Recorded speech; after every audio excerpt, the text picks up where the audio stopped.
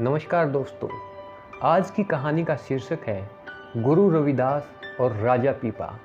लेकिन कहानी सुनाने से पहले मैं आपको कहानी का एक छोटा सा विवरण देना चाहता हूँ। यदि वह आप सुनना चाहते हैं तो सुन सकते हैं या आप उस विवरण को स्किप भी कर सकते हैं। देखिए, जाति पाति हमारे समाज में आज भी एक जटिल समस्या है। जो लोग जाति पाति में विश्वास नहीं करते वे लोग अपने जीवन में आगे बढ़ जाते हैं, और जो लोग जाति पाति में भेदभाव करते हैं वे लोग जीवन में किस प्रकार पीछे रह जाते हैं, यह कहानी हमको यह अच्छे से सिखाएगी। राजा पीपा एक बहुत ही महान राजा थे, परंतु जाति पाति की शर्म की लाज के मारे वे इतने पीछे रह गए कि उन्होंने बहुत बड़ी चीज़ प्राप्त करने से ही वे चूक गए। यह कहानी स्पेशल गुरु रविदास जी के भक्तों के लिए होगी, और सभी भक्तों को यह कहानी सुननी चाहिए, क्योंकि जितने भी गुरु रविदास जी के भक्त हैं उनमें से मुख्य रूप से सबने यह कहानी कहीं ना कहीं जरूर सुनी होगी। तो कहानी शुरू करते हैं बिना किसी देरी के। देखिए, राजा पीपा अपने समय में बहुत ही महान राजा थे, परंतु उनको एक बार परमार्थ का शौक हो गया। जब उनको परमार्थ का शौक हुआ तो उन्हें पता चला कि गुरु रविदास जी ही एक ऐसे संत हैं जिससे वे परमार्थ को प्राप्त कर सकते हैं। लेकिन जाति पाति के आड़े आते वे उनसे मिलने नहीं जाते थे। एक दिन मौका देखकर वे उनसे मिलने गए, जब बहुत से लोग नदी स्नान के लिए गए हुए थे और राज्य पूरा खाली था।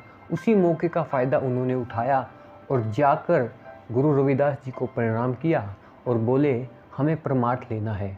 गुरु रविदास उनके आने से बड़े खुश हुए और उनको एक चुल्लू भर पानी, जो चमड़े की जूती का कुंड होता है, उसमें से निकालकर उन्होंने उनको दिया। तो राजा ने जब यह देखा कि यह तो मुझे जूठा पानी पिलाकर चमार बना देना चाहता है, तो उन्होंने वह पानी पीने की बजाय अपनी हथेलियों में से निकाल दिया। अपनी हथेलियों में से जब उन्होंने पानी निकाला तो उनकी कोहनियों के नीचे से वह पानी नीचे गिर गया और वे गुरु रविदास जी से विदा लेकर चल पड़े। रास्ते भर वे सोचते रहे, ये गुरु रविदास जी ने मेरे साथ कैसा किया, वे तो मुझे चमार बनाना चाहते थे, खैर अब तो मैं बच गया हूँ। ऐसा विचार करके उन्होंने अपना कपड़ा धोबी को धोने के लिए दे दिया। धोबी बड़ा ही सज्जन व्यक्ति था। उसने कपड़ा लेते ही अपनी छोटी बेटी को उस कपड़े का दाग निकालने के लिए बोला। बेटी अभी छोटी थी, उसे पता नहीं था, तो वह दाग निकालने के लिए उसको चूसने लगी। जब वह दाग चूसा तो जो परमार्थ का पानी था, जो राजा की कपड़े में लगा था, उस लड़की ने वह पानी चूस लिया। अब वह पानी ही नहीं था, सिर्फ वह तो एक अमृत कुंड था, जो उसे पिए उसे परमार्थ का आदत लग जाए। जब उस बच्ची ने उस पानी को पिया तो उसे एकदम से ज्ञान की प्राप्ति हुई और वह बड़ी बड़ी ज्ञान की बातें करने लगी। उसका ज्ञान पूरे राज्य में फैल गया और राजा के पास यह खबर आई तो राजा को पता चला कि यह सब तो उस पानी के पीने से हुआ है। अब जैसे जैसे राजा ने सोचा, उसको यह बात समझ में आई कि उसने कितनी बड़ी गलती कर दी उस पानी को न पीकर।